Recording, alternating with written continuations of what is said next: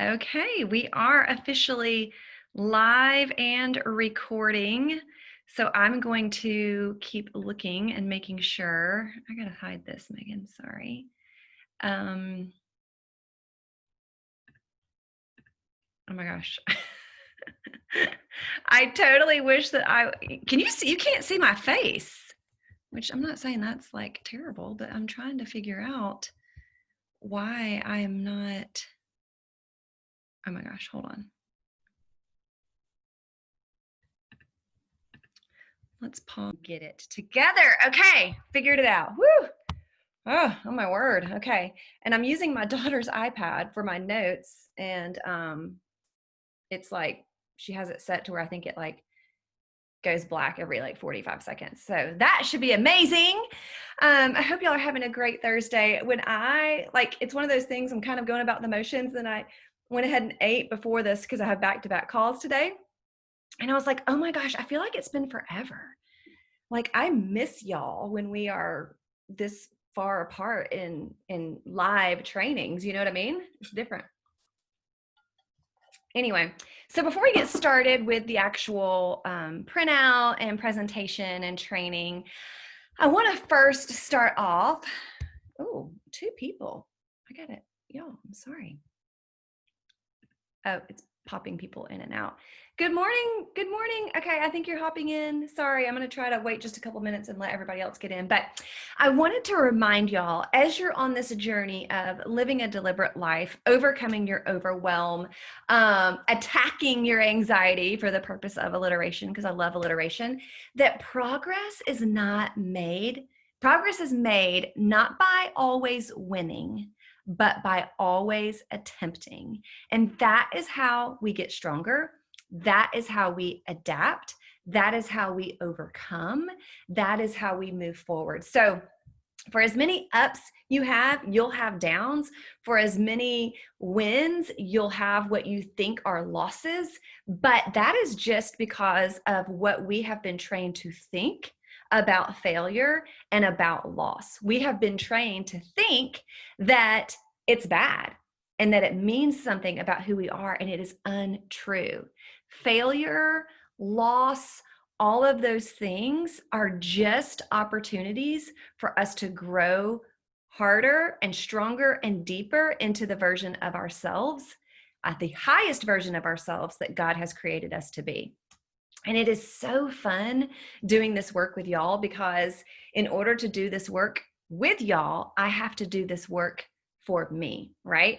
I can't even tell you the number of podcasts that I listen to each and every week, the amount of research. Like if I wouldn't mess up everything if you could just see this scene I have going on right here of like lights and like books and like a stand and then like my script and all these things, you don't want me to mess that up. But I want to show you my desk of the research and the education and the equipping that I do each and every week, so that I can bring it to you and you don't have to waste your time doing it. You can just use your mind, your heart, your energy, your purpose in taking it and applying it. Okay. I have stretched my brain as it relates to several business things this week, several things related to my personal life. I need to figure out a way to share that soon, just so I can give you guys some personal examples of what it looks like in my own life, because I want y'all to be able to see me doing that. So maybe I need to have a authentic Amberly podcast or something. I don't know, where I can go a little bit deeper in some of my own personal things, because I do believe that's how we learn and grow, is when we share our experiences in how we learn and grow, right? So as for the purpose of the presentation today and the training today, after I've said all of that, I asked on social media, a lot of you responded, a lot of other people responded with some of the things that are feeling the most overwhelming in their lives. I'm actually planning to do another workshop. Remember the webinar I did before I opened the membership after Christmas to reopen enrollment. There'll be 4 open periods in 2021. But so a lot of what I'm going to do in that workshop will be some of the things I've covered before, some of the things I've covered in here. So you're welcome to join that. You will have access to it anyway. But I would love for you to invite some people that you know that this may help. And speaking of, I'm in the middle of switching some things back end as far as I have a new assistant. I have a new what do you call it? Not virtual assistant, but basically virtual management company. So just an FYI, there is a way for you to make like $5 a month if you refer somebody to the membership when the time comes. So if that's something that you're interested in, reach out to me and I'll figure out how to give you the link to set that up. Otherwise, you may be like, that's too much trouble, but my friends so-and-so and so-and-so and so-and-so and so-and-so and so-and-so need to be in here. So I would love for you to just invite them to the workshop, encourage them to join, and that will be great. So as this training, for the purpose of this training, and I said it in the Facebook post, and I think I said it in the email, or maybe I didn't, is that this is generic, right? We don't need or want everything in our lives to be centered around a pandemic and what we're going through. What I want to do is to give you the tools and the equipping to apply the principles to any aspect of your life. However, if you're interested or if you're really struggling through something, I know I personally, one of the things that I was referring to is we have not been attending our church because it requires masks. And a lot of you don't know I might start crying, but my personal recovery journey with anxiety was actually related to sickness and prevention of it. And I destroyed myself and my family and my kids in the process. It was an extreme, sick mental illness. So for me, this pandemic is less about getting sick and dying. And it's more about being if you know anyone who's a recovering alcoholic, for me, everywhere I go is fear and panic and prevention and control, which is what I spent a decade recovering from with sickness. True story. When my oldest was 16 months old, if she got just a runny nose, I could have told you everything that she touched outside of our home in a 7-day period of time. That is not living. That is not freedom. It's not good. Okay. So I feel when I go out of my house, I feel like an alcoholic, if you will, who people are telling him, in order to come in here, in order to worship, in order to grocery shop, in order to do this, you've got to take 3 shots of vodka and not relapse. Okay. So that is what it's been like for me. And so so for 9 months, it's been a personal thing I've been working through. And it's been so exciting. Finally, I've been doing lots of models and thought downloads and walking through the coaching process as it relates to it all, but I had not actually done a thought download and a shift to acceptance.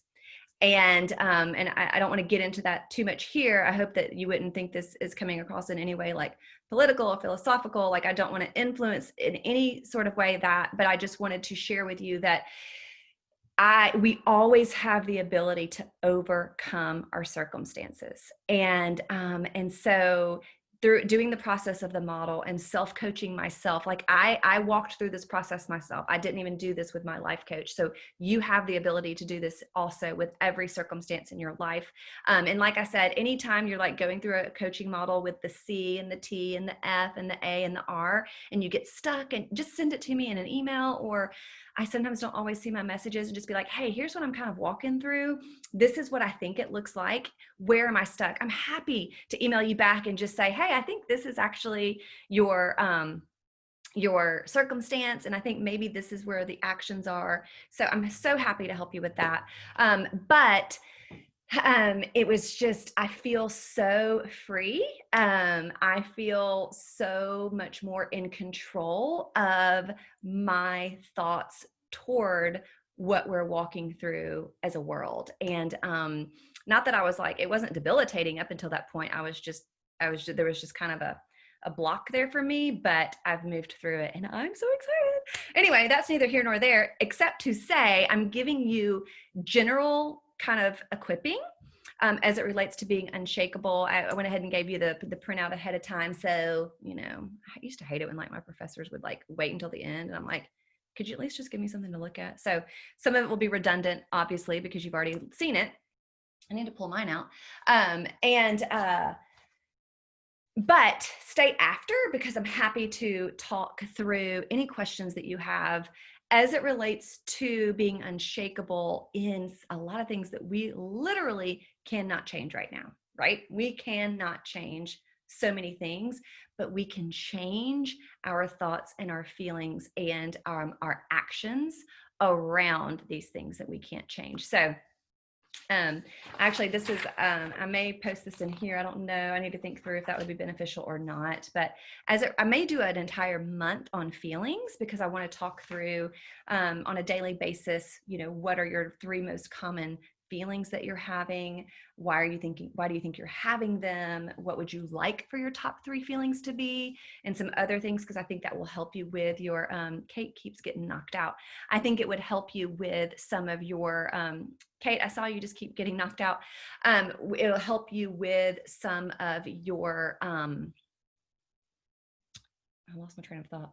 Oh, just as you're doing your thought downloads and walking yourself through the model and coaching yourself, it's going to be a little bit helpful if you can really identify some of the ways you're feeling. I think that's how we stay overwhelmed and anxious and stuck a lot of times, is because we don't really understand how we're feeling. Like when I say I feel anxious, I actually break that down. And it almost seems like anxiety is really just an umbrella for a lot of other feelings that we didn't even realize existed, because our brain is just subconsciously, buffering and avoiding and resisting that feeling. So I do want to dig into feelings and how to be aware of them, how to admit them, how to act around them in 2021. I'm just not sure what month, because I have so many things lined up. I'm like, I need to figure out how we can cram like 3 months of topic into 1 month each and every month. But that's not going to be possible. So anyhow, okay. So I'm going to try to share my screen here and see my notes and let people in if they join. So I just love that we can just be real here. Y'all don't expect me to not be a human, right? Okay, good. All right, here we go. Oh no. Yep, here we go. I got it. Oh, yay, perfect. Okay. So, like I said, progress is not made by winning, but by attempting. And that is how you get stronger, and that is how you adapt. Today's topic is related to being unshakable. Today's topic related to being unshakable is self-worth. And if you recall from the webinar that I did, that the very first components in the component in the deliberate method, and what we're going to talk a little bit about today, is self-worth.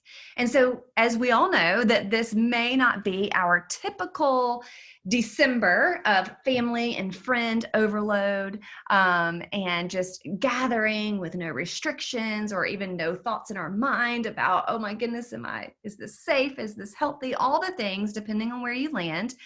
It's not going to be typical. We all know that. Our world is not even typical right now. So, and that depends on the person that you are. For a lot of people, our church in particular canceled the Christmas Eve service in person. And oh my goodness, there was a little bit of like lash out. But me personally, I'm like, oh, thank goodness. Like, no offense, y'all, but I didn't grow up going to a Christmas Eve service. And so it's something we implemented as we started going to the church we go to now. But we go to a big church, so you have to like get there early. And I just remember, like, I'm just sweating thinking about it. Okay. You have to get there early. You've got to save seats because, everybody in the family has to go. And then my mom's asking me, oh, well, what time, I've got to turn on the oven because she cooks the Christmas Eve dinner at our house and got to have it ready. And then we've got to be out the door by such and such so that we can get there and turn this off and turn this on. And I'm like, this is stressful. I'm glad we're not going. So call me, unchristian, but I'm like, whew. So anyway, I don't want to like give y'all more cognitive load of things you have to process based on my opinion, but that was kind of a relief for me. Okay. So wherever you're landing this December, maybe you're glad that so many of the things that made it so stressful are being eliminated. Or maybe you are just grief-stricken and disappointed and so sad that you're missing out on seeing relatives, or you are, you haven't seen certain people in a very long period of time, and you're just really, really sad, right? But Maybe, like I said, it comes as relief because you don't have as much of this mental conflict that a lot of family and friend time and social time can bring. And so maybe you're feeling relieved by it all. But one thing that is certain is that we are all coming to this with many different thoughts and many different feelings. And as we know, and navigating them of the other people too, right? Because they're telling you what they think you should be doing. And, there's just so much right now. But as we know, because we're being deliberate, we know those are just neutral circumstances. We can actually show up with different thoughts that lead to different feelings, that lead to different actions, and you can still have peace and contentment and joy as a result in your life. You may not want to, you may want to stay in self-pity, but the truth is you can. And so for the sake of seeing how this plays out in our lives, I want us to just kind of look at a few of the ways the holiday season, maybe not particularly this year because it's abnormal and atypical, but in general, how the holiday season can affect our mood and our behavior. And so what I want to do is I want to break it down into a few categories of stress, opinions, gratitude or lack thereof, appreciation or lack thereof, and the expectations, both realistic and unrealistic, as we have talked about before. So I'm not going to look at that. So as far as stress, right? We have so much stress, the pressure of gift buying, or whether or not that person that is so hypercritical even likes your gift, showing up to places on time, having the right outfit on that doesn't get dirty, having the right decorations or the right appetizer or the side dish that doesn't get ruined or dropped or destroyed by the time you get there. And then is anybody going to like it? And creating memories and continuing traditions. And it's just all added to regular daily life. And it doesn't always leave a ton of room to enjoy, much less handle gracefully, right?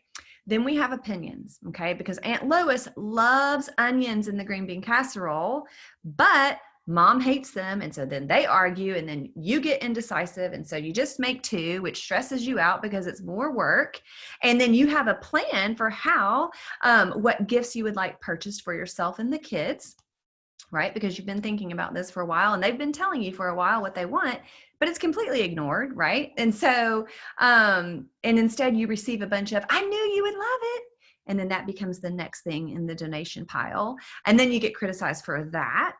And then your dad disagrees with your husband on politics. And this is definitely not the year for them to discuss. So it's just like cognitive overload, okay? And I want to do a training on that sometime because it's fascinating and how you can reduce your cognitive overload.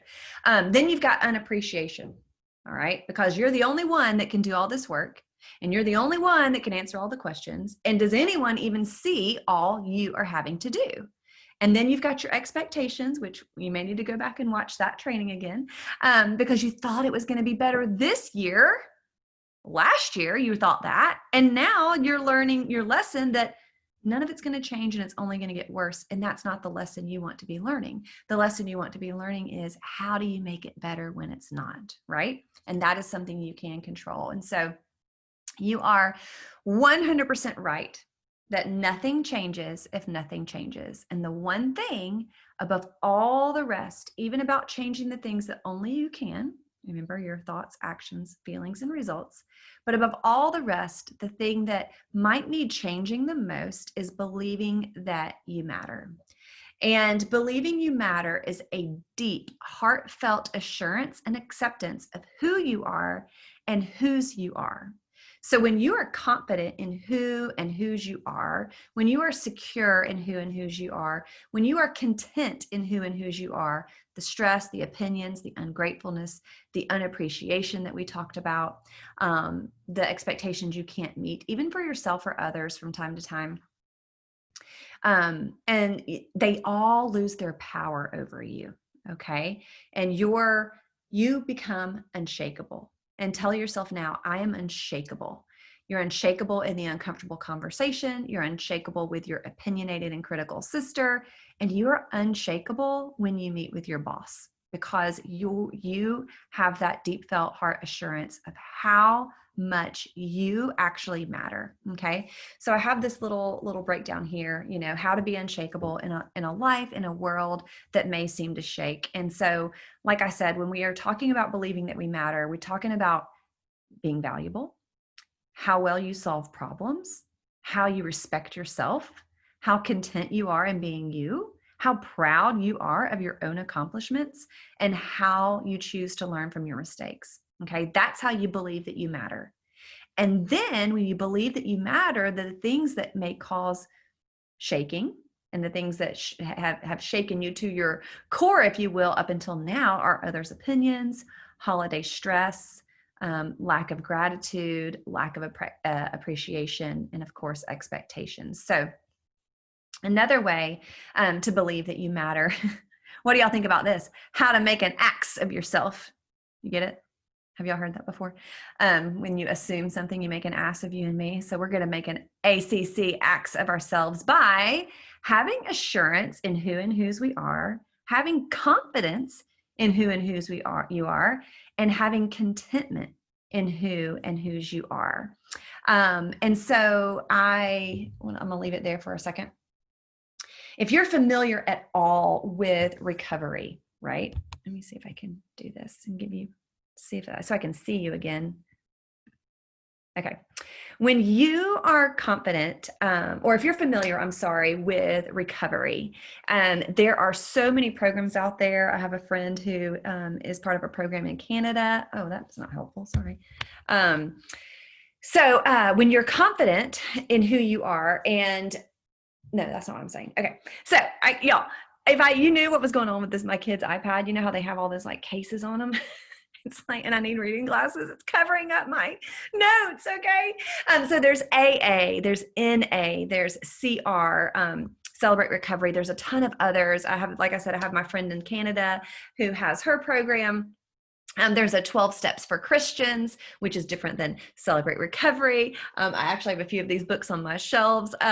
There is, what's the other one? Oh, one group, I did a book with a group of friends years ago, and it was called, what was it called?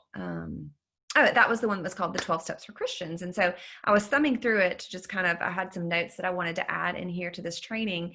And y'all, I found like toddler scribbles. And, people used to say, oh, when you get, I didn't want my toddlers like scribbling in my stuff. They were driving me nuts. I really wanted to sit and be quiet and drink coffee and do all my reading and research and not be interrupted. Right.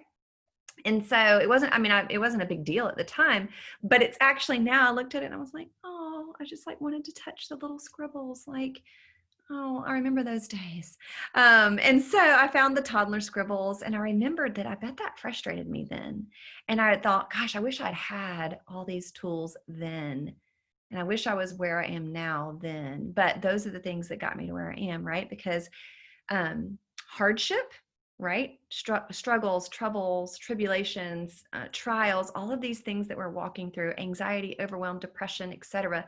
That's actually the pathway to peace when you work through it. All right. And it is such a beautiful transformation. So I remember, like I said, the place I was in, and I just kind of rubbed over it and I thought, wow, look at where he's brought me. It kind of makes me tear up because I don't want you ladies to give up. All right. You are on your way and you're just not there yet. So keep pressing on, keep leaning in, keep believing that you matter, and keep believing that you have what it takes to show up and become the version of yourself that you desire to be. So anyway, back to the recovery and all the different versions of content. Today, I do want to share with you, it actually comes from Principle 2 in Celebrate Recovery curriculum. And it relates to not just hope, but from this hope is how I began to discover my self-worth, right? It came from nothing anyone else said to me, believe it or not. Not my husband, not my counselor, not anyone. Nobody can tell you enough to make you believe in yourself. If somebody else believes in you, it doesn't matter until you believe in you. And that's what I tell my clients a lot of times. I'm like, I'm going to believe in you until you do, because you will. I promise you that much. So let me change this little slide. Okay. So this principle, it says that earnestly believe that God exists. And like I said, if that's not your thing, a lot of people will replace higher power there, that I matter to him and that he has the power to help me recover.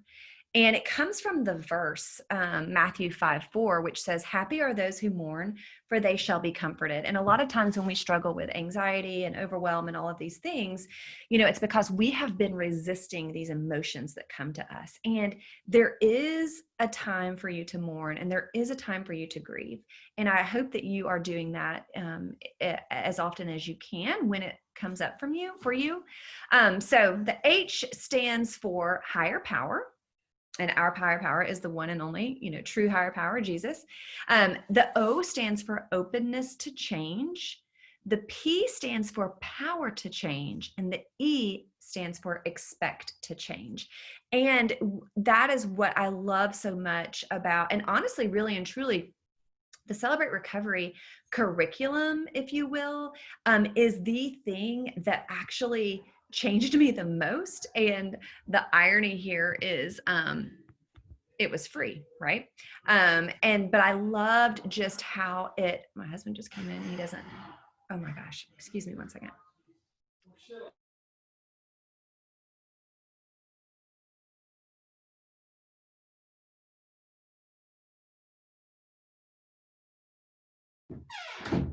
I should have left it unmuted so you could see who I am in real life. Now I said, honey, I'm doing a live training. Can you please be quiet? Okay.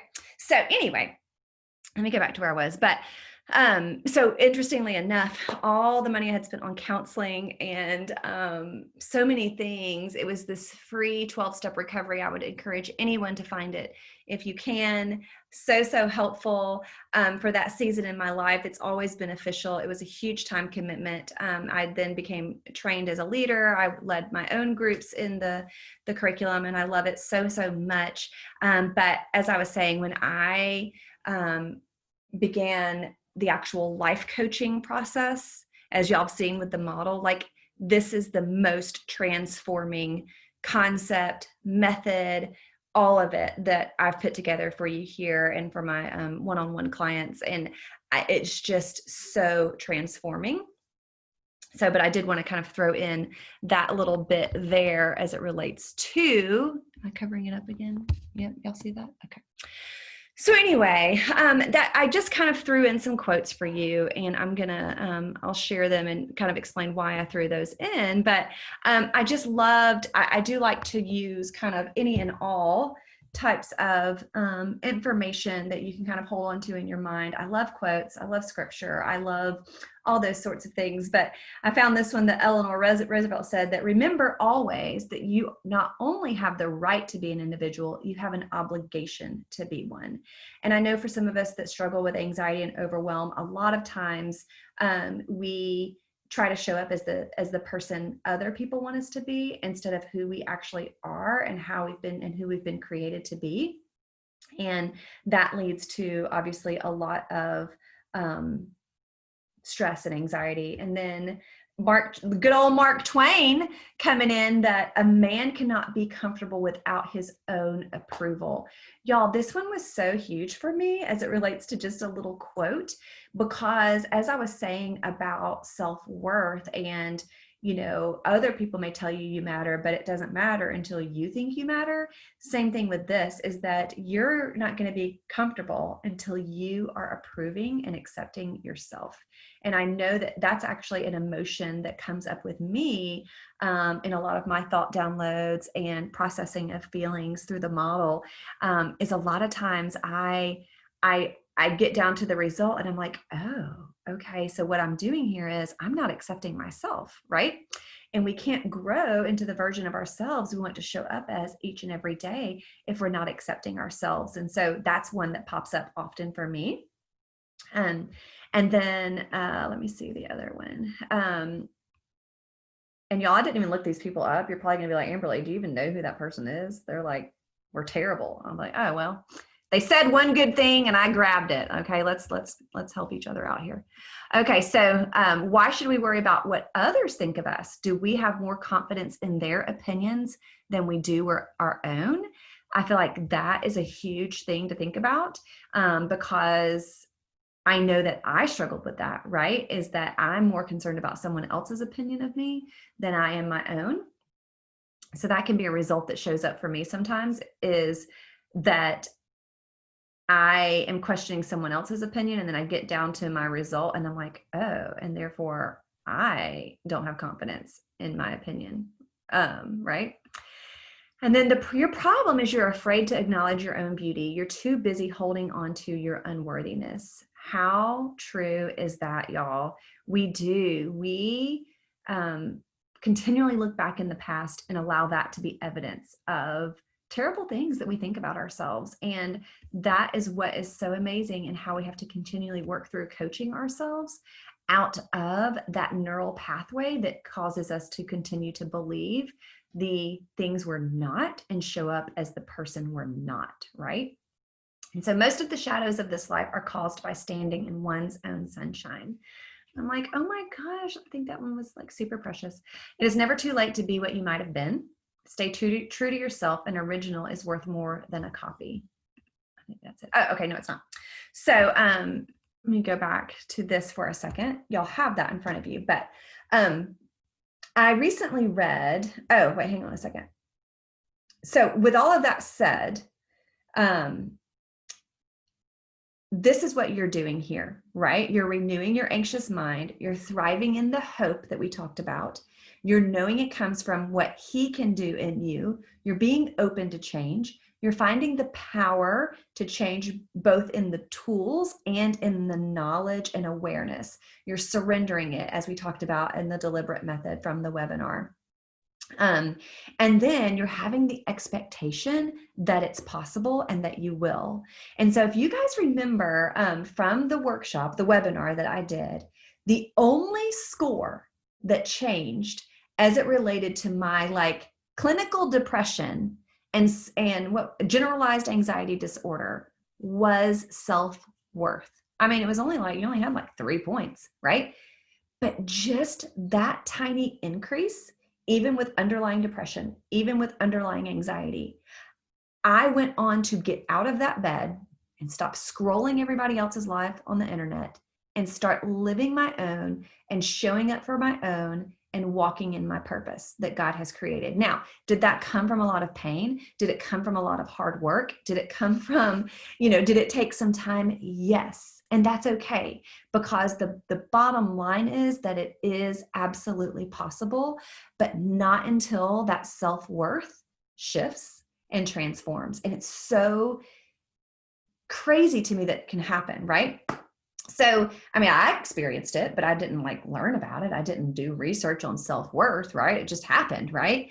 And I noticed what changed. I mean, in just that little bitty score, it was just one aspect of a humongous questionnaire. If you've ever taken it, but it had that much power to change my entire life. And it can change your entire life too. So when you have this foundation of true self-worth in whose you are and what you're here to do, and you have that, all these things that we're adding to it, the tools, the equipping, the strategies, all of that do more work for you, and it starts happening and you're not even working hard for it. Okay. I hope you believe me. Do you believe me? Or y'all even y'all need to be talking and saying something over there if you think of something exciting. If you're like, oh my gosh, I haven't thought about that, you need to tell me. Okay. So basically the bottom line is that you are here because you want to better your life in how you think, how you respond. You want to better your life by accepting you. And next week, I will actually have another one of the application videos, like the Reasonably Happy, and some things to think about there. And so I can't wait to see. It'll give you some tools in case you do have family coming in town, or in case you need to work through some things that you're super disappointed about, and what it's making it mean for who you are, which is not true. And so I can't wait to hear how you surprise yourself by showing up differently as you see your worth differently, right? But as I was saying that about how I experienced a change in self-worth and what that meant for me as it relates to depression, anxiety, and what I was able to end up doing outside of something I never thought was possible. And so I was like, I'm going to do some research on this. And so, Dr. Robbie was here last week. So she and I have had this conversation. I have a lot of other friends who are professionals in this area. So they've done this study, right? They know the statistics, they know the percentages. Math's never been my thing, but, and so I came across this article from Positive Psychology. I don't subscribe to it. I just read this, right? And so it says that chances are you've heard of the many, many self words, right? Self-esteem, self-compassion, self-acceptance, self-respect, self-confidence, self-love, self-care, and so on. And so Dr. Christina Hibbert, she's in this article and explains it this way. Self-esteem is what we think and feel and believe about ourselves. Self-worth is recognizing I am greater than all of those things. It is a deep knowing that I am of value, that I am lovable, that I'm necessary to this life, and of incomprehensible worth. And we know, especially in Christ, we are those things, right? But every day we wake up and have to be reminded. It's like, I used to call it spiritual amnesia. It's like, I've got to be reminded again. Wait, who is it you said? I do have, I'm supposed to be doing this. I'm supposed to be here. I matter. And so I can't wait to share with you next week what that is. But anyway, eventually it becomes so ingrained in you, you don't have spiritual amnesia anymore. And you begin living out of that place of deep, deep self-worth. So we can allow so many things to determine our self-worth without even realizing it, right? Some of them are superficial and don't matter.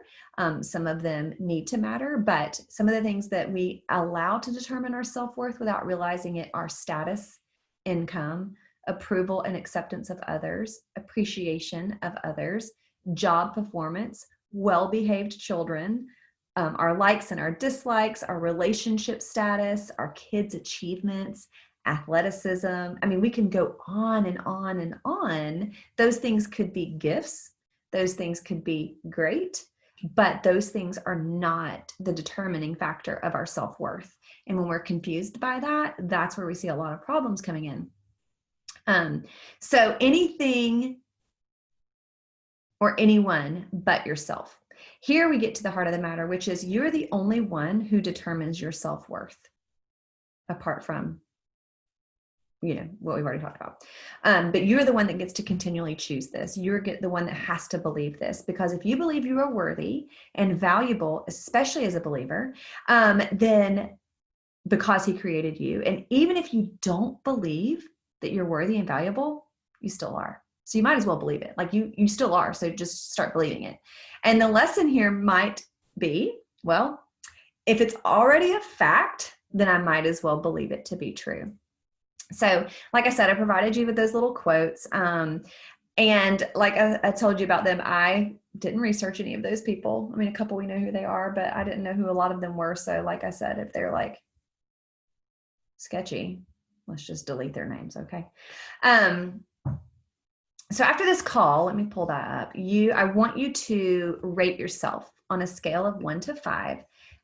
This is not obviously the diagnostic tool that I took, but I feel like this is a really good one, and it'll kind of just show you. I probably should have had you do this before I just built you up, right? Take it on a bad day. Take it when you feel really terrible about yourself and see what your natural go-to is. But how well do you believe in yourself? How well do you believe you're as valuable as other people?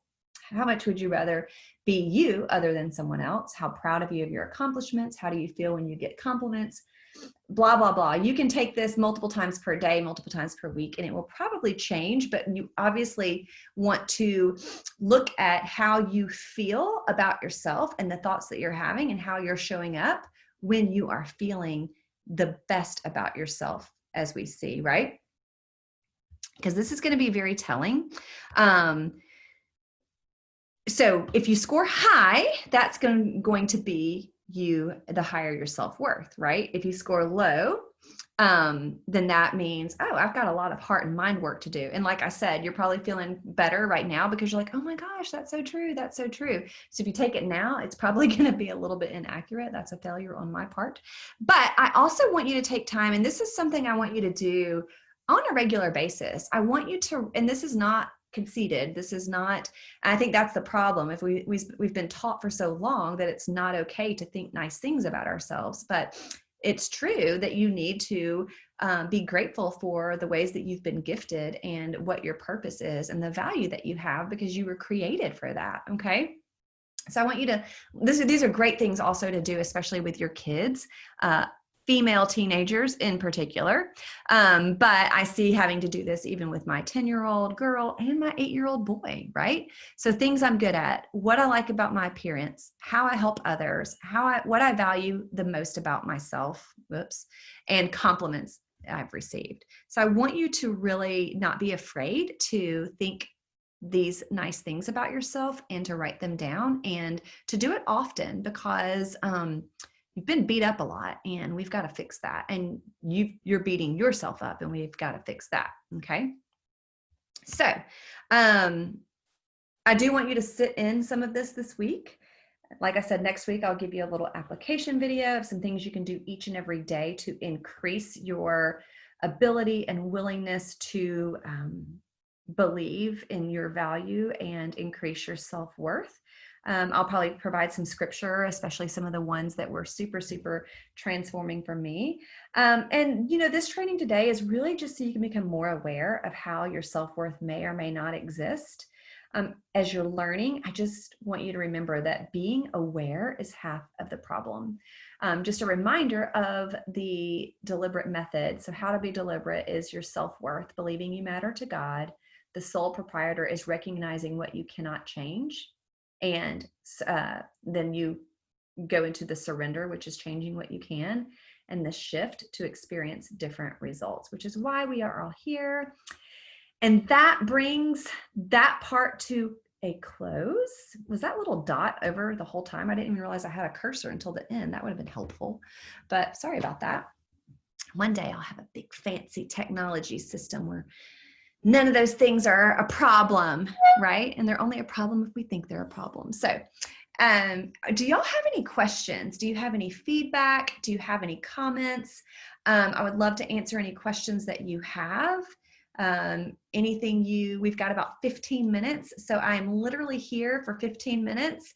If you have a quick thing that you're like, oh my gosh, this just happened.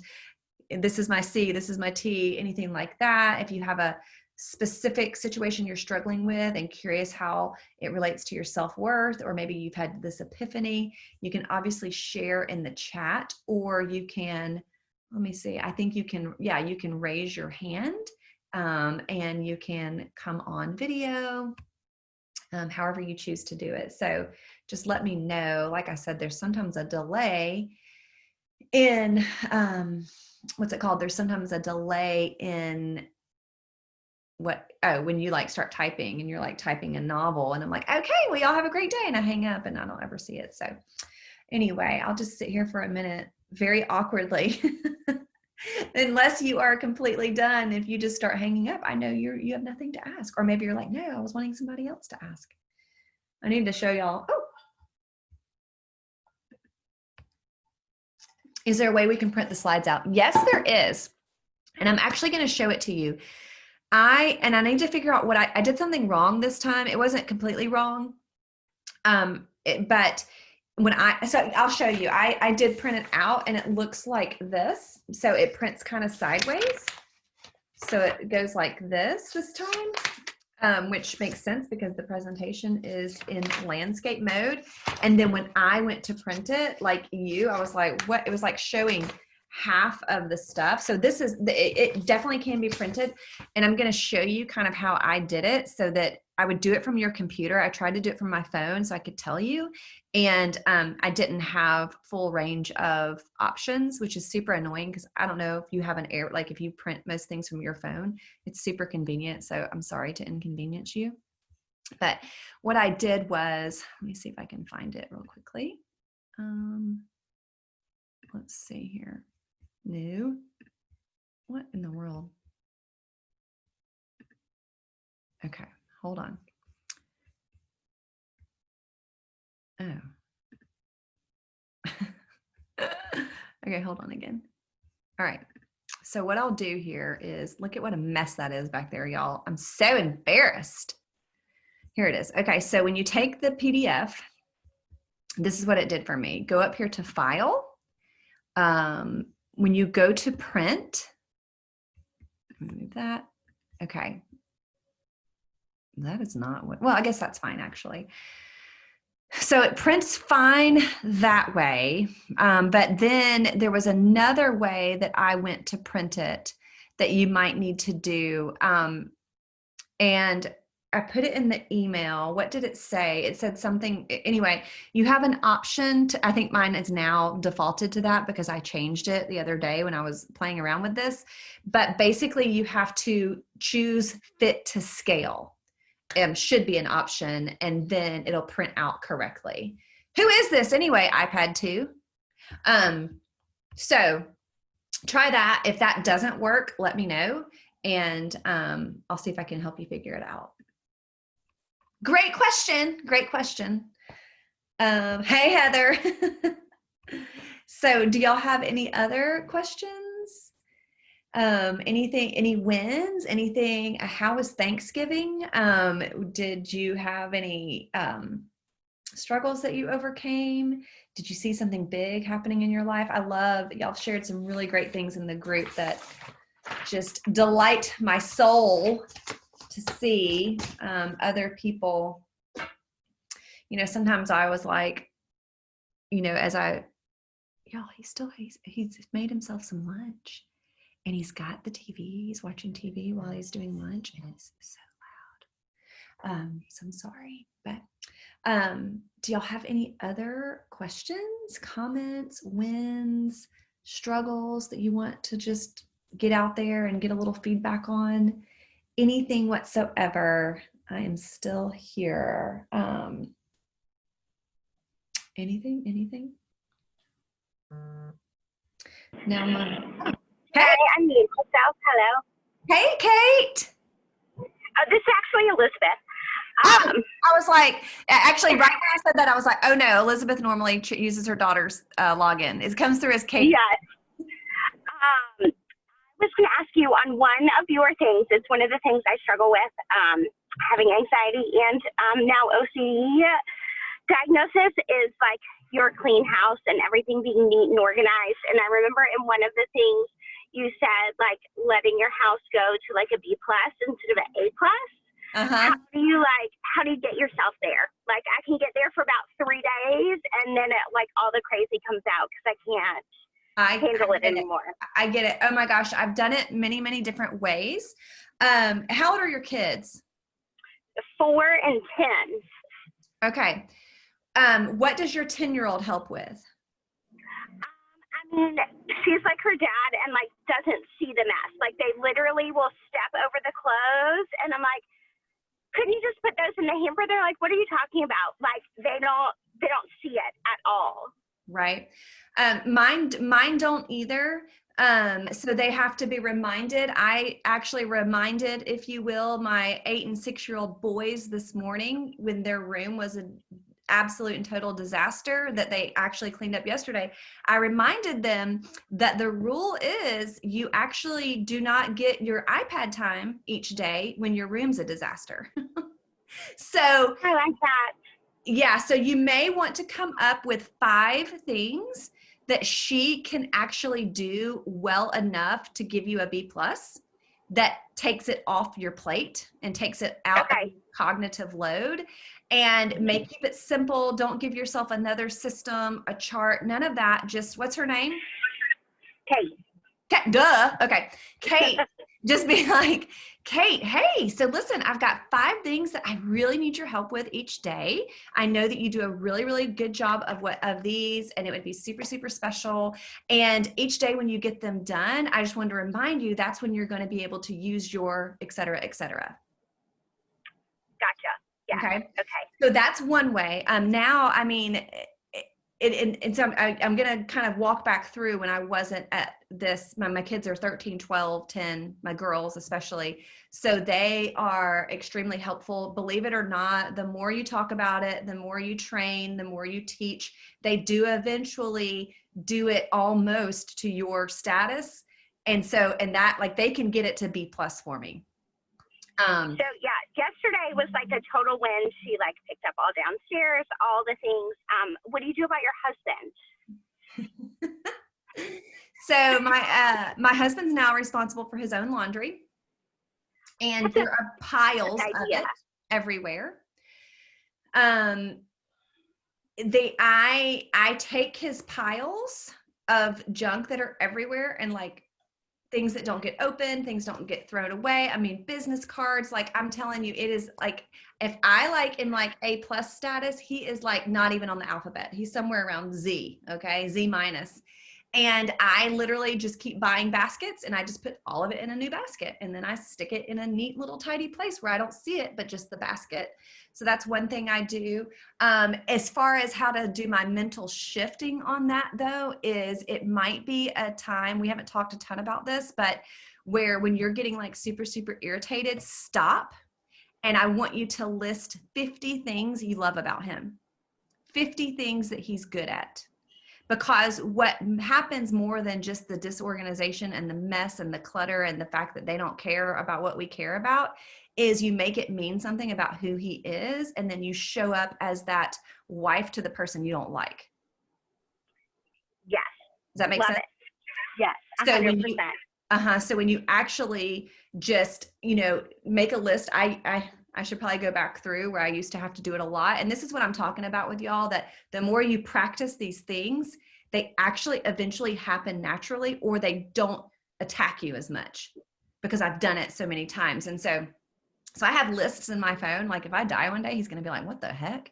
But of all these things that I would remind myself about who he is, why I love him, the things he may not be neat and tidy, but he's a lot of other things that are super, super helpful.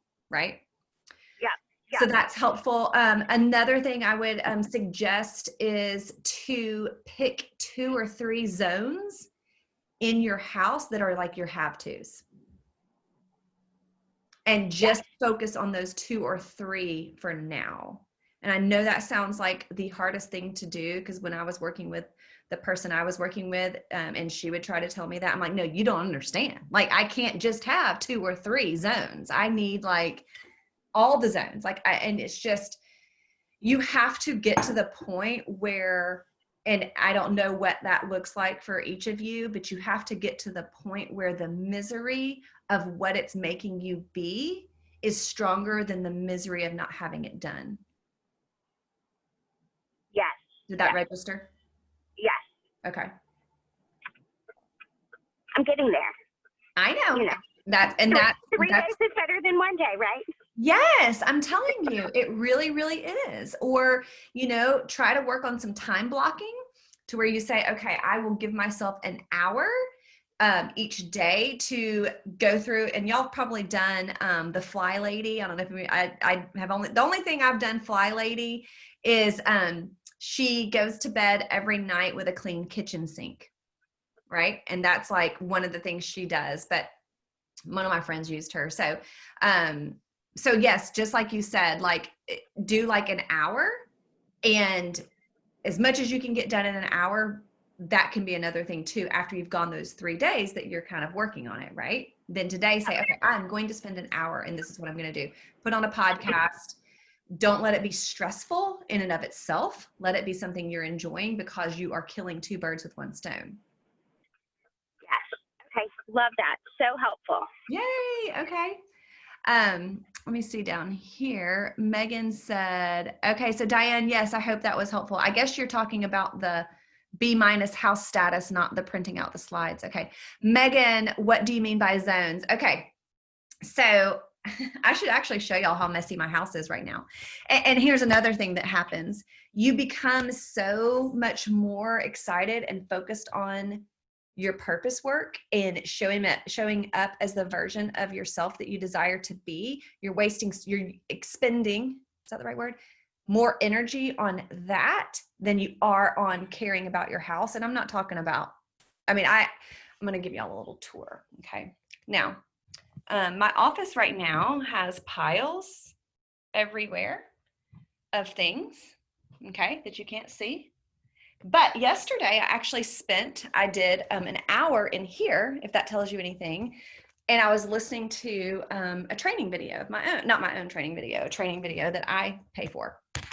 And it was B minus. Okay. This office was B minus yesterday. Right now it's around a C because some things collected in here after I did all of that.